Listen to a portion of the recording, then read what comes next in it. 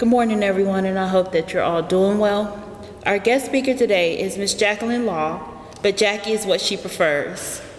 Jackie is a fellow Wings 2006 graduate of Meredith College and an employee for more than a decade. Jackie is a member of Silver Shield Honor Society for Leadership and Service to the college, Sigma Tau Delta Honor Society for Academic Achievement in English, and Alpha Sigma Lambda Honor Society for adult students in higher education. She has a 22-year-old son, Logan, and they live close enough to campus to walk here, which she loves. Jackie is originally from Connecticut, but moved to Cary more than 20 years ago. She loves working in the library and meeting students. Whenever possible, you'll find her out and promoting wellness, taking pictures of our beautiful campus and giving walking tours of all the diverse plants with a great deal of enthusiasm. One of the many beautiful traits of Jackie is that she always has a warm, awesome, welcoming smile for all whenever you run into her on campus. Kindness, love, and a pocket full of sunshine is what you will find when you talk to her. I can say there have been many days that I have felt really down, and Jackie was there to lift my spirits with a smile, ears to listen, tea, and beautiful flowers to turn my frown upside down. Days like that I never take for granted. I'm honored to welcome Ms. Jackie Law to share her story. To help introduce Jackie's discussion that she'll have today, I'm here to read a poem for you all. It is called I Felt an Angel, and unfortunately the author we do not know. I felt an angel near today, though one I could not see. I felt an angel, oh so close, sent to comfort me. I felt an angel's kiss, soft upon my cheek, and oh, without a single word of caring did it speak. I felt an angel's loving touch, soft upon my heart, and with that touch I felt the pain and hurt depart. I felt an angel's tepid tears fall softly next to mine, and knew that as those tears did dry, a new day would be mine. I felt an angel's silken wings enfold me with pure love, and felt a strength within me grow, a strength sent from above. I felt an angel oh so close, though one I could not see. I felt an angel near today, sent to comfort me. Thank you all for being here. I really appreciate the support, which I always feel at Meredith. So thank you. That was perfect, you know. So, the power of story. My story, lots of twists and turns, but I decided to zone in on one in particular. On August 7th, 2016, as I walked my dog while listening to my mom give me an update on my dad's condition, I heard a firm, gentle, unfamiliar voice say, "Come on, Jack." I was moved to tears, yet silently kept allowing space for my mom to process what was happening more than 600 miles away. I sat down at the edge of a stream and I let it sink in. My dad, Jack Law, was being called home. For the next few days, I grappled with the normal questions. Can I get there in time? In time for what? We had had a wonderful visit when I was there just 2 months earlier. He knew how I felt about him, and I knew he loved me. So how can I help from here? What can I do? And why am I still living so far away from the rest of my family? In hindsight, I know those questions were actually my prayers and that God would answer them in time. The next day, a close friend gently reminded me of God's presence in my life, my father's life, my mother's life, and indeed my entire family, and that we are actually always all together. So I began to pray simply for peace, my own and everyone else's. At 5 p.m. on August 10th, my mom, her voice shaky, kind of like this, called to let me know it was time. My dad was passing. She put the phone to his ear. I said, "I love you, Daddy." And that was all. He left his body surrounded by our large family. All of it. I was there. Somehow I gathered my things and I numbly walked here. Right here. But it felt cavernous to me. It felt empty. Not exactly, but I knew my dad wouldn't be coming here. He wasn't much of a churchgoer. I remember this one dinner in particular where my mom wanted to say grace, and he said, "Why? I worked for this meal." And it stuck with me, but then it started to heal. So I went to the meditation room instead. I sat and I prayed, or sobbed, or something, but not for very long. I needed to go home.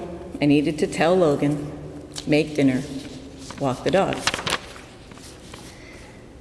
I remember now how odd it seemed that I felt strangely similar to when my marriage was ending at the beginning of my next to last semester here at Meredith.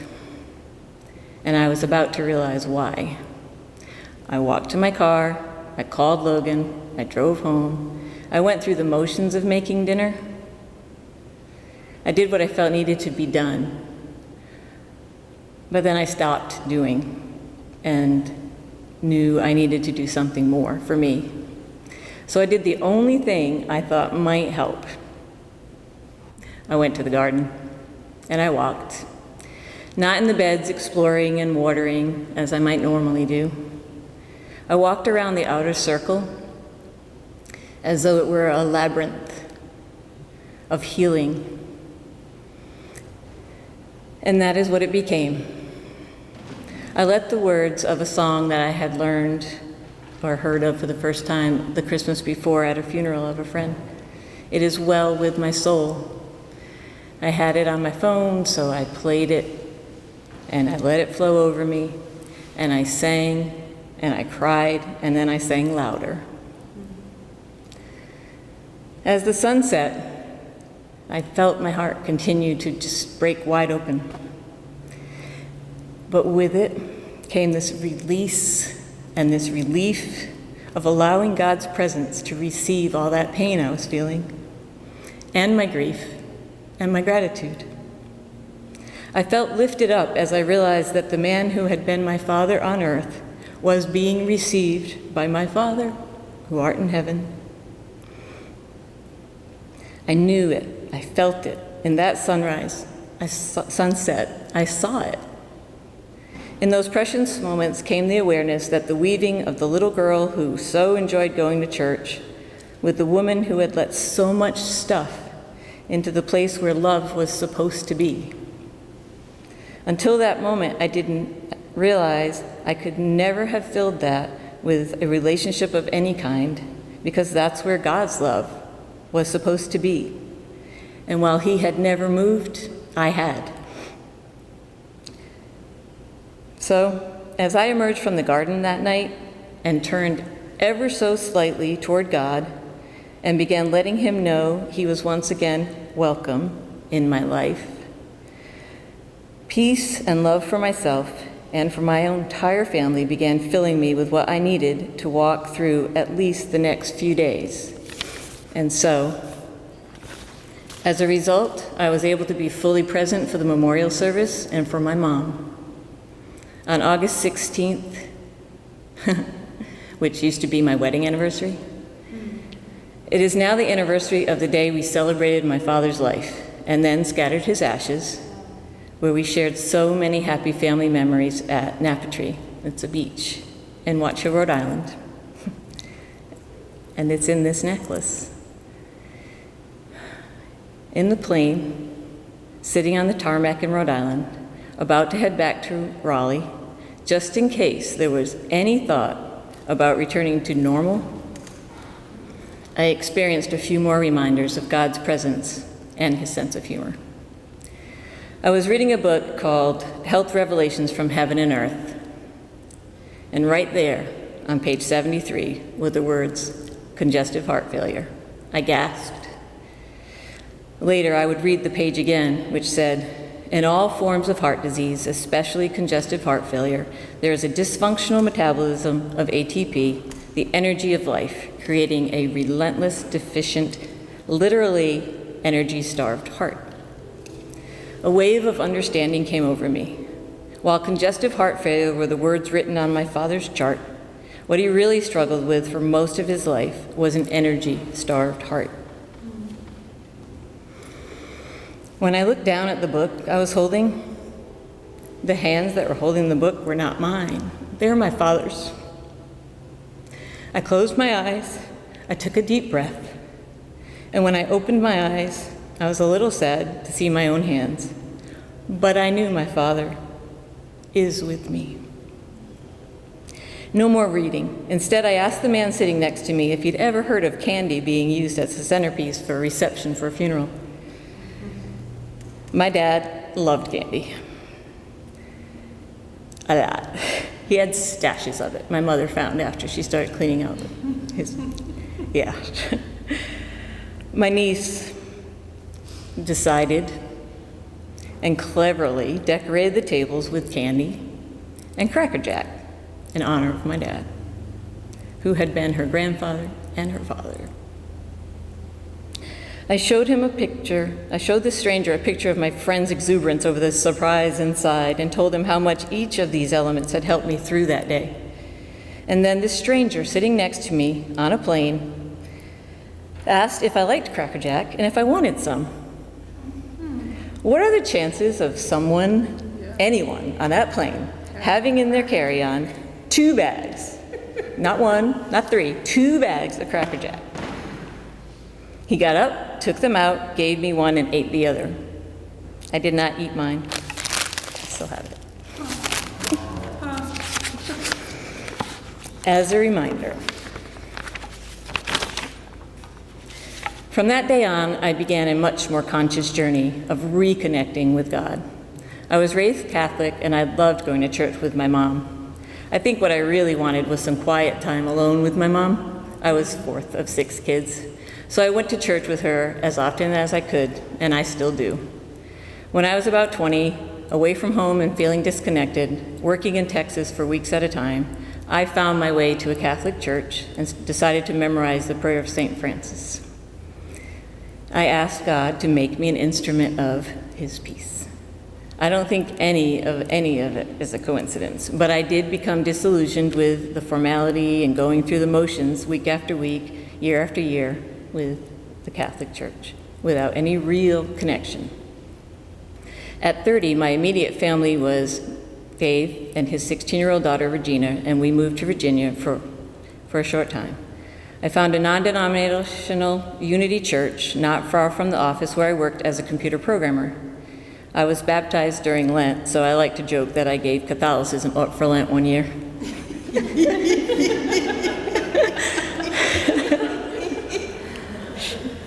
My new pastor loves that one too. Oh, yeah. In truth, I was simply still searching, still struggling with my relationship with God. And here was the struggle. How much of my life would I willingly turn over to God? And how much did I still want to pretend I had some kind of control? What I finally figured out was this. Whenever I embraced God's plan for my life and let him have the details, miracles happened. On Mother's Day 1995 at a Unity Church of Hawaii, I wrote a short, simple prayer request and put it in the basket. 10 months later, my only child was born, and 7 months after that, we moved to North Carolina. And at 35, I changed careers and became a full-time mom. I found and began attending Unity Church and got involved in youth education, as I had in Virginia, and I tried to make everything work, but things still weren't clicking. Still struggling, still seeking, I found Meredith College, and I became a student as my child entered 1st grade. Still struggling, and now juggling, I continued searching for my place and my peace. But I kept focusing on the struggling and the juggling. I thought I was doing okay, asking God for help, but only when I'd become so thoroughly exhausted by all of my attempts to hold it all together. And then my marriage officially ended in November of 2006, and I graduated from Meredith in December of 2006.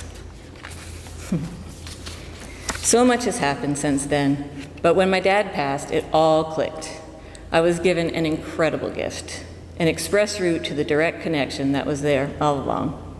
By the grace of God and with the help of loving friends, I was able to not only make the connection, but feel the connection to something much, much greater happening in my life.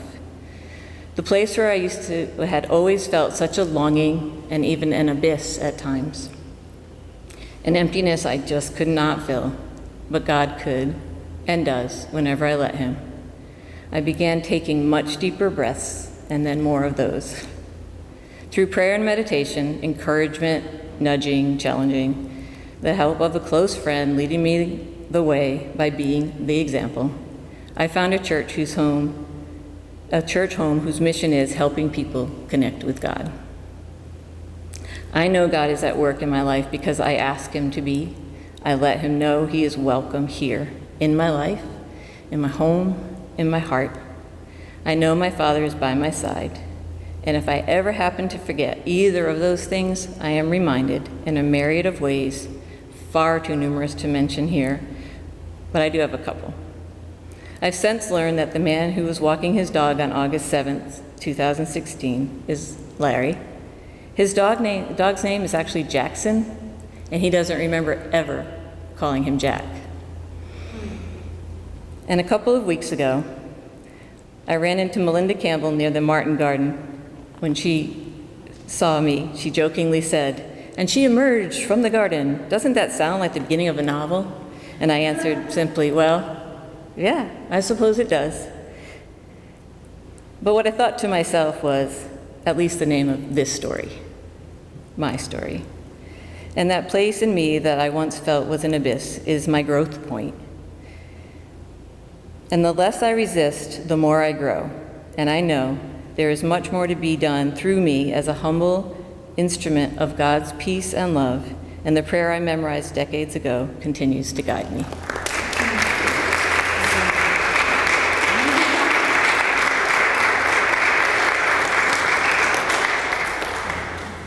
So our theme this year is Power of Story, and whenever sisters or brothers share in this space parts of their story, it is very intimate. It's a very vulnerable thing to do, and so they offer a part of themselves to us in order to encourage us to be present with us, where our stories connect with theirs, our stories merge to strengthen us. And so this is one of the few times in our lives, or one of the few occasions in our lives, where we can be sure that everyone present in a room has their energy and their attention toward blessing us. And so we'd like to take a moment for those who share in this space so openly and so vulnerably to just offer blessing over them. So some of you may pray quietly what you wish for Jackie, or some of you may just get those images in your head or name those things in your mind, the things that you wish for Jackie all at once, and I will pray over her to restore her and to replenish her. However you choose to bless her in your person present in this space, you're welcome to do that. So let's just take a moment and get still and quiet. Offer blessings and thanks for Jackie.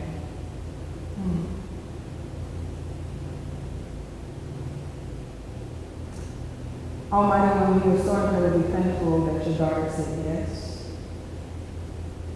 That when I asked, she did not hesitate, and she entered into this space and she shared her story.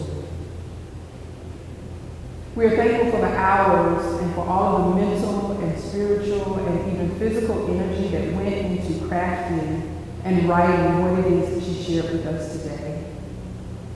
And it is our hope and our prayer that you will not only restore and replenish her holistically, but that the needs that she may have and any needs that her son may have, Lord, that they may be met today. Pray for an extra measure of grace. I pray for peace. I pray for contentment. I pray for wisdom and discernment. I pray, Almighty God, for